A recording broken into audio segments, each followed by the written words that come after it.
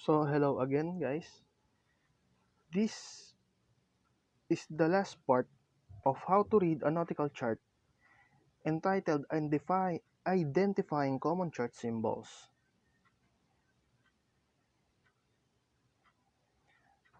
So step 1. Use the compass rose to identify the directions you are traveling. The compass rose is a series of 3 circles surrounded by numbers. The outer circle is to help you find true north, represented by a star or zero. The inner circle points to magnetic North Pole at time of the chart's printing. You can use a magnetic compass to navigate with the compass rose as a guide. Keep in mind that magnetic field over the Earth changes over time, so you will need a magnetic compass or an updated map to make use of compass rose. Step 2. Follow red and green buoys for navigational guides. These buoys mark water channels. Excuse me, sorry.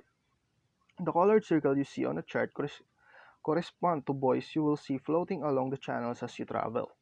Travel markers are numbered, making tracking your route is easy. Red markers show the right side of a channel, while green markers show the left side. The different colors keep you oriented no matter which way you travel. Step 3. Look for anchors to find anchoring points for boats. The anchor is a familiar symbol on a chart showing waterways close to land. An anchor means you can let down your boat's anchor safely in that area. Anchoring points may be labeled with number or descriptions to describe what kind of boats are allowed to stay there. For example, an anchor pointed marked DW means deep water. Only deep water vessels will anchor there. A number like 24 stands for 24 hours, so you can only keep your boat in the area for a day at a time. Step 4. Note rocks and other dangers circled on the map. Dangerous obstacles like rocks and shipwrecks are all circled. Some circles are dotted, meaning that the obstacles are submerged. If the lines are solid, the obstacles are at least partially above the water. Many modern charts now mark these spots in purple. Obstacles are generally represented by circle with the symbols of asterisk and plus signs. There are many different symbols and they often vary between charts. Some charts use picture symbols such as a boat to represent a partially sunken shipwreck. Step 5. Follow arrows for the speed and direction of current and tides. Currents are indicated by arrows with numbers over them. The direction of arrows tell you which way of current moves. The number lets you know the water speed in knots. Currents and tide changes all the time. Take the arrow's prediction for the way water normally flows. Keep watch as you travel for anything out of ordinary. This is the last part in identifying common chart symbols. Step 6. The last step.